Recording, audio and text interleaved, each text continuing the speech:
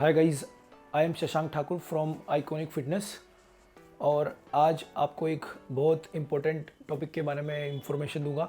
और वो टॉपिक है, क्या एक जो नेचुरल बॉडी बिल्डर होता है या जो जिम में नेचुरली जो लोग एक्सरसाइज कर रहे हैं, नेचुरली डाइट कंज्यूम कर रहे हैं, क्या वो एक बॉडी बिल्डर या एनाबॉलिक जो यूज़ कर रहा है, जो एनहांस्ड है, क्या उसके जैसी मसल बिल्डअप कर सकता है? क्या उसकी कंडीशनिंग उसके जैसी हो सकती है? अगर हो सकती है तो कहाँ तक हो सकती है और क्या रीज़न है? देखो, सभी लोग आपको बताते हैं कि नेचुरली ये पॉसिबल है, नेचुरली वो भी पॉसिबल है, इतना मसल मास आप गेन कर लोगे, या फिर एक बॉडी बिल्डर की तरह बॉडी नहीं बनाई जा सकती, कोई कहता है बनाई जा सकती है। तो इन दोनों टॉपिक्स के बीच में लोगों को बहुत कन्फ्यूज़न रहता है, क्योंकि कोई फैक्ट्स पे बात नहीं करता। मैं आपके साथ आज फैक्ट्स पे बात करूँगा कि ऐसा क्यों है कि बॉडी बनेगी तो क्यों बनेगी, नहीं बनेगी तो नहीं बनेगी, और कितनी बनेगी। तो सारे फैक्ट्स पे बात करेंगे। तो सबसे पहला जो हमारा टॉपिक है वो है हमारा टेस्टोस्टेरोन।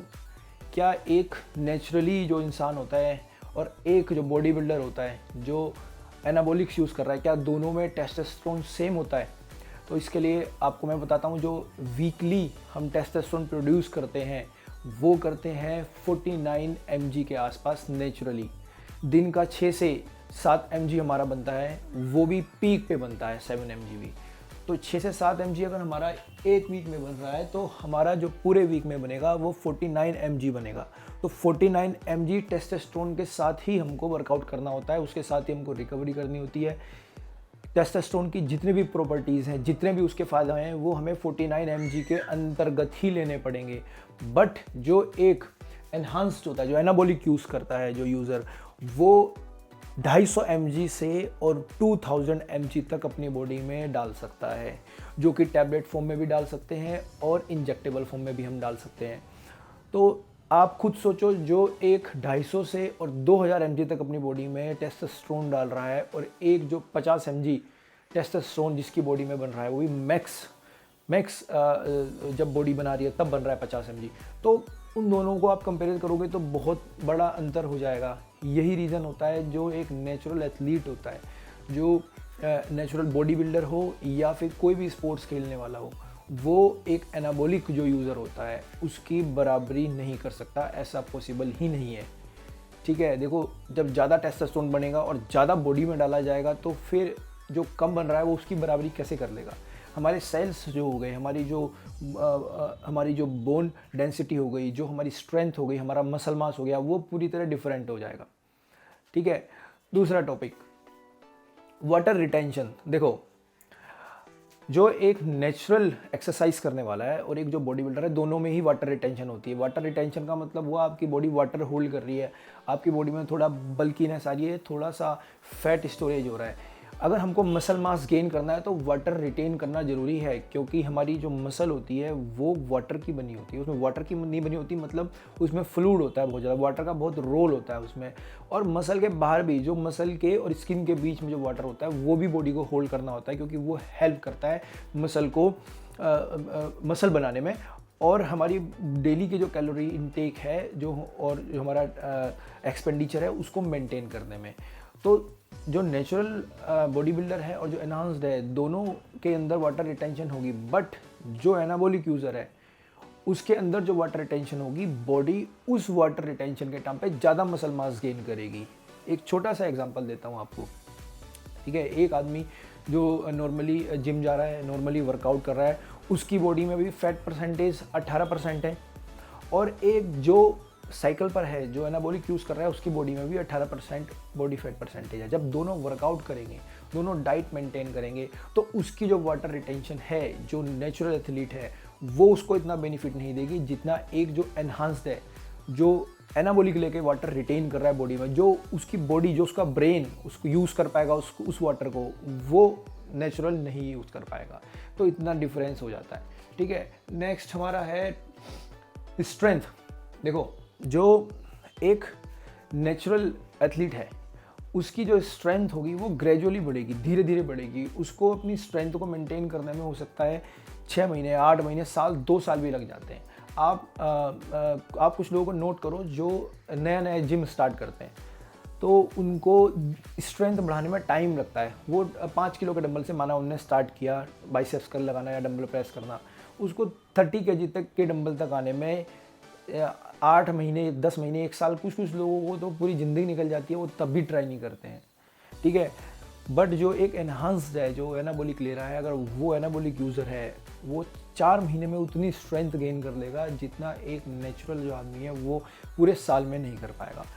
उसको बॉडी सपोर्ट करेगी क्योंकि उसका टेस्टोस्टेरोन उसको सपोर्ट करेगा, उसकी रिकवरी भी फास्ट होगी, तो उसकी जो स्ट्रेंथ होगी, जो एनाबॉलिक यूज़र है वो हमेशा जो एक नेचुरल एथलीट है उससे तेज़ी से ग्रो करेगी। मैं ये नहीं कह रहा हूँ कि जो नेचुरल होगा उसकी ग्रो नहीं करेगी, उसके भी ग्रो करेगी, बट उसको थोड़ा ज़्यादा हार्डवर्क करना पड़ेगा। और जो एनाबॉलिक यूज़र है उसको कम मेहनत में ही ज़्यादा रिजल्ट्स मिल जाएंगे, ठीक है। मैं प्रमोट नहीं कर रहा हूँ कि आप एनाबॉलिक यूज़ करो, बट जो रियलिटी है वो रियलिटी है। मैं ये भी नहीं कह रहा हूँ कि जो नेचुरल यूज़ कर रहे हैं उनकी स्ट्रेंथ नहीं बढ़ेगी, उनकी भी स्ट्रेंथ बढ़ेगी। बट अगर वो अपने आप को किसी ऐसे इंसान से कंपैरिजन कर रहे हैं, माना आपके जिम में कोई ऐसा आदमी आ रहा है जो एनाबॉलिक यूज़ कर रहा है और आप उससे कंपटीशन कर रहे हो, उससे अपने आप को कंपेयर कर रहे हो, ठीक है, तो वो चीज़ गलत है। आप किसी को फॉलो कर रहे हो इंस्टाग्राम पे या फेसबुक या यूट्यूब पे और आप देख रहे हो कि स्ट्रेंथ बहुत तेज़ी से बढ़ रही है या ऑलरेडी वो एक लेवल पे, और आप सोच रहे हो कि नेचुरली आप उसको कॉम्पीट करो या उस लेवल को अचीव करो, तो वो आपको पता होना चाहिए कि वो थोड़ा मुश्किल हो जाएगा आपके लिए, क्योंकि आप नेचुरली अपनी स्ट्रेंथ को गेन कर रहे हो। नेक्स्ट आया हमारा मसल मास। जो एक नेचुरल एथलीट होगा, नेचुरल जो इंसान जो नॉर्मली जो जिम जा रहा है, उसका जो मसल मास होगा वो धीरे धीरे ग्रो करेगा, उसकी एक नॉर्मल स्पीड होगी। वो ज़्यादा मेहनत करेगा तब धीरे धीरे धीरे करके 2 किलो 3 किलो मसल मास उसको गेन करने में साल भी लग सकता है। बट जो एनहांस्ड है, जो एनाबॉलिक यूज़ कर रहा है, बहुत सारे अलग अलग स्टेरॉइड आ रहे हैं, जो आप यूज़ करोगे तो आपका मसल मास 3 महीने में बहुत तेज़ी से ग्रो कर जाएगा। लोग देखते रह जाएंगे कि ऐसा रिजल्ट कैसे आया। तो ये पॉसिबल नहीं है नेचुरली 3 महीने में, 4 महीने में की स्पीड में गेन करना। बट अगर आप एनाबॉलिक स्टेरॉइड यूज़ करो तो ये कुछ भी पॉसिबल हो सकता है, ऐसी कोई बहुत बड़ी बात नहीं है। बहुत लोग करते हैं, जब आप देखते हो कोई एकदम से बहुत ज़्यादा बल्की हो जाता है, बहुत ज़्यादा मसल मास गेन कर लेता है, लोग 4-4, 5-5 महीने में ही अपनी फिजिक चेंज कर लेते हैं, वो नेचुरली पॉसिबल नहीं है, ठीक है। वो एनाबॉलिक यूज़र ही होते हैं मैक्सिमम। फैट लॉस की बात करते हैं। देखो, अगर आप नेचुरली डाइट ले रहे हो, वर्कआउट कर रहे हो, ठीक है, तो आपका फैट लॉस जो होगा वो थोड़ा स्लो होगा। और जब आप फैट लॉस करोगे तो आपका मसल मास लॉस भी हो सकता है। बट जो एक एनाबॉलिक यूज़र है उसके पास बहुत सारे ऑप्शन है कि वो अपने मसल मास लॉस को रोक सकता है फैट लॉस होने पर। देखो, फैट लॉस होने पे कोई पक्का नहीं है कि फैट लॉस ही होगा, बॉडी से कार्बोहाइड्रेट नहीं जा रहा है या फिर मसल मास नहीं जा रहा है। फैट लॉस होगा तो मसल मास भी जाएगा ही जाएगा, दोनों साथ ही जाते हैं। हो सकता है थोड़ा कम जाए, और ये डिपेंड करता है आपकी डाइट पर कि आपकी डाइट कैसी है, आपके मैक्रोज आप कैसे मेंटेन कर रहे हो। अगर आपकी बॉडी में कार्बोहाइड्रेट की कमी है, आप कार्बोहाइड्रेट बहुत कम इंटेक कर रहे हो, तो आपकी बॉडी में क्या बचेगा? फैट हो गई, साथ में प्रोटीन। तो एक लिमिट तक ही फैट बर्न होगा, उसके बाद मसल मास भी बर्न हो जाएगा। बट जो एनाबॉलिक यूज़र है वो कुछ ऐसी चीज़ें यूज़ कर सकता है, ऐसे ड्रग यूज़ कर सकता है जो अपने कैटाबॉलिज्म को, जो अपने प्रोटीन यूज़ होने को बिल्कुल स्टॉप कर देगा और उसकी बॉडी से सिर्फ फैट लॉस होगा। तो ये थोड़ा डिफरेंस आ जाता है कि जब जो एक नेचुरली फैट लॉस करने वाला इंसान है वो एक एनहांस जो एनाबॉलिक यूज़ करने वाला है उससे जब कंपेयर में फैट लॉस करेगा तो वो कम कर पाएगा और वो ज़्यादा करेगा, ठीक है।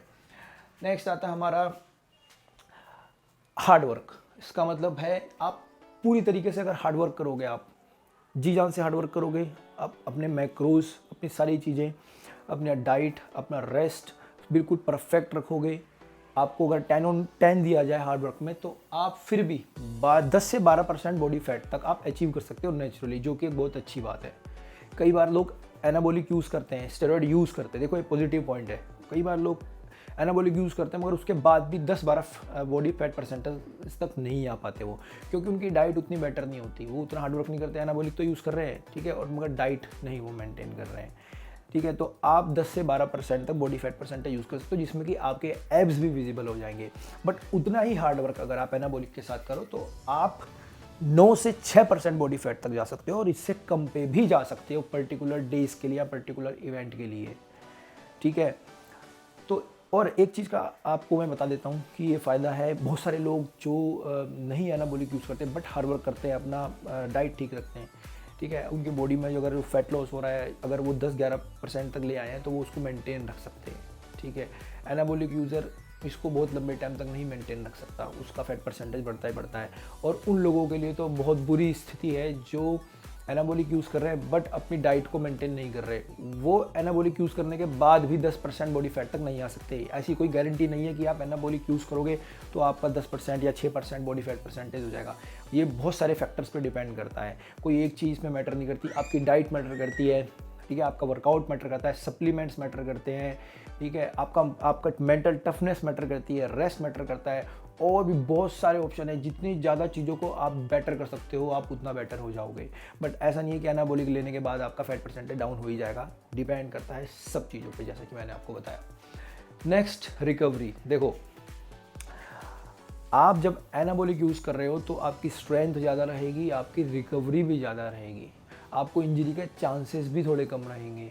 बट अगर आप नेचुरल हो और आप थोड़ा बहुत ऊपर नीचे कर रहे हो ट्रेनिंग में, आपको इंजरी होने के चांसेस थोड़े जैसे ज़्यादा रहेंगे, और आपकी रिकवरी उतनी फास्ट नहीं रहेगी जितना एक एनाबॉलिक यूज़ करने वाली की होती है, ठीक है। आपकी रिकवरी थोड़ा स्लो होगी। आपको एग्जांपल देता हूँ, जैसे कि अगर आप एक वीक में 3 बार चेस्ट को ट्रेन करने लगे और आप नेचुरल हो तो पॉसिबल नहीं है, बहुत मुश्किल हो जाएगा रिकवरी करनी। आपकी मसल मास ग्रो नहीं होगा, वो नीचे चला जाएगा।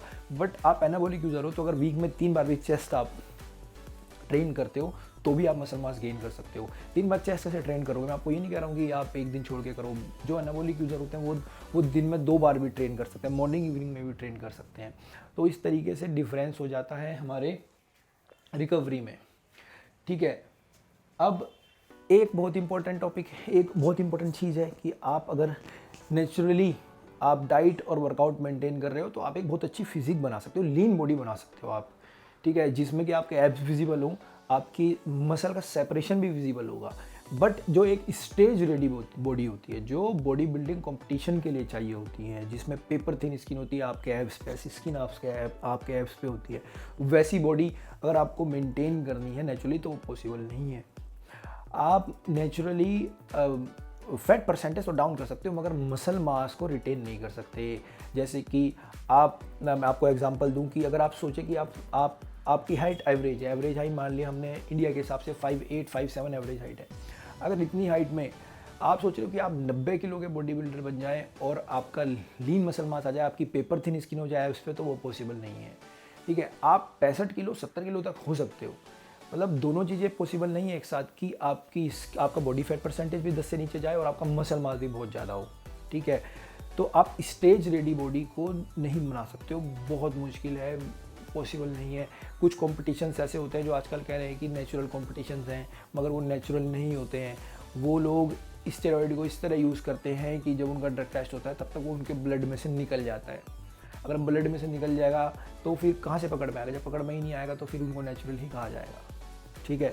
तो स्टेज रेडी बॉडी आपकी तैयार होना बहुत मुश्किल है, बट एक अच्छी लीन फिजिक बनाना पॉसिबल है, ठीक है, जिसमें कि आपके सारे मसल विजिबल हो।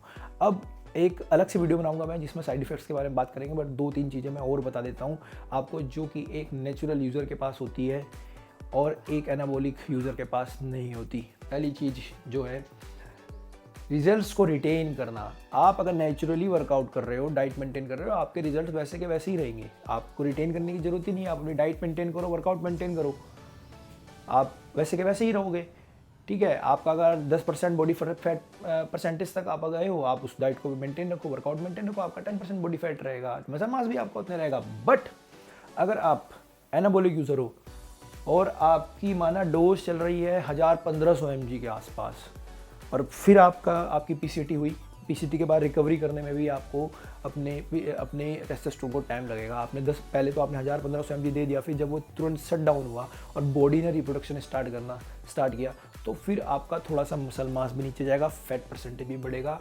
और थोड़ा सा मैं उन लोगों के लिए बता रहा हूँ, थोड़ा सा उनके साथ होगा जिनको नॉलेज है, जिनको नॉलेज नहीं है वो पूरा का पूरा भी खो सकते हैं। हो सकता है बहुत ज़्यादा फैटी हो जाए। आपने देखा होगा लोगों के पेट बाहर आ जाते हैं, लोगों की फिजिक मेंटेन नहीं हो पाती। क्यों?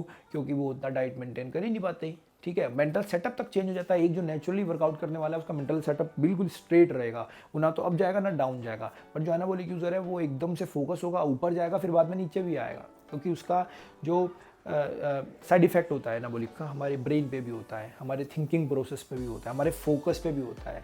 एक बार को बहुत ज़्यादा फोकस हो जाएगा, एक बार को आउट ऑफ फोकस हो जाएगा। जब आपने देखा होगा ज़्यादातर लोगों के साथ ऐसा होता है, ठीक है। तो हमारा जो रिजल्ट है वो मेंटेन नहीं हो पाएंगे हमारे अगर हम एनाबॉलिक यूज़र हैं और हम नेचुरल वर्कआउट कर रहे हैं तो हमारे रिजल्ट मेंटेन हो सकते हैं, उसमें कोई प्रॉब्लम नहीं है। दूसरा साइड इफ़ेक्ट्स, भाई नेचुरली आप वर्कआउट कर रहे हो, डाइट मेंटेन कर रहे हो, भाई कोई साइड इफ़ेक्ट नहीं है, आपको कोई प्रॉब्लम नहीं होगी उसमें। अच्छा मसल मास गेन करो, कंटिन्यू करते रहो, 50-55 के बाद भी आप बहुत अच्छा वर्कआउट कर सकते हो, बहुत अच्छी स्ट्रेंथ गेन कर सकते हो। आप कभी देखना, जो लोग कैलिस्थेनिक्स करते हैं, स्ट्रीट वर्कआउट करते हैं, जो बॉक्सिंग करते हैं, वो 60-65 के बाद भी आप देखोगे तो अच्छा मसल मास होता है, उनके अंदर स्ट्रेंथ अच्छी होती है। बट यार जो लोग एनाबॉलिक यूज़र हैं उनके सभी सिस्टम पे साइड इफ़ेक्ट्स हैं, चाहे वो ब्रेन हो, चाहे वो बोन हो, ठीक है, चाहे वो लीवर हो, चाहे वो किडनी हो, सब पे साइड इफ़ेक्ट होते हैं, ठीक है। अब इस पे मैं सेपरेट वीडियो बनाऊंगा कि साइड इफ़ेक्ट को मैनेज कैसे करना है, और अगर साइड इफ़ेक्ट हो रहे हैं तो सबको लोगों को पता क्यों नहीं लग रहे हैं। देखो बॉडी का भी एक टॉलरेंस होता है, अगर उस टॉलरेंस तक आप साइड इफ़ेक्ट आपको हो रहे हैं तो आपकी बॉडी कहीं ना कहीं रिकवर कर लेगी। मगर आपने अपनी बॉडी का टॉलरेंस खो दिया, उससे ऊपर बेउंड चले गए आप लिमिट के, तो फिर परमानेंट साइड इफ़ेक्ट भी हो जाते हैं, ठीक है। साइड इफ़ेक्ट भी दो तरीके होते हैं, एक होते हैं टेम्प्रेरी, एक परमानेंट। टेम्प्रेरी साइड इफ़ेक्ट आपको हो रहे हैं तो आप उससे रिकवर कर जाओगे, बट अगर आपने हैवी डोज देके पीसीटी नहीं किया आपने और जो गलतियाँ करी हैं, गलतियाँ बार बार करे जा रहे हो, बार बार यूज़ कर रहे हो, तो फिर परमानेंट साइड इफ़ेक्ट हो जाएंगे, जिससे कि आप पीछा कभी मरते दम तक भी छुड़ा नहीं सकते हो, ठीक है। और जो हमारा नेचुरल जो वर्कआउट होता है वो होता है एंटी एज वर्कआउट।